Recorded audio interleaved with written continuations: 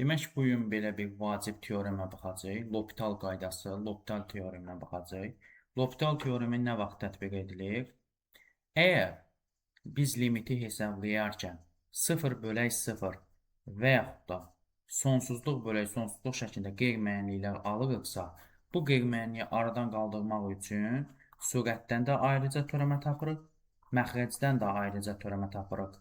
Yəni olur limit x yaxınlaşır 2-yə. X minus 2-nin teoreməsi cəmin teoreməsi teoremələr cəmidir. X-in teoreməsi 1 eləyir, 2-nin teoreməsi 0 eləyir. X kvadratın teoreməsi 2x eləyir, 4-ün teoreməsi 0 eləyir. Və biz limit x yaxınlaşır 2-yə, 2x da 1. X-in yerinə 2 yazsaq, təbii ki, bizim cavabımız 2 vura 2-də 1, yəni 4-də 1 olacaq. Yəni 0,25. Təbii ki, biz bunu sadələşdirməklə də həll edə bilərik.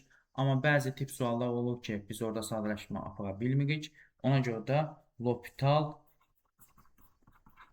teoremini bilməliyik və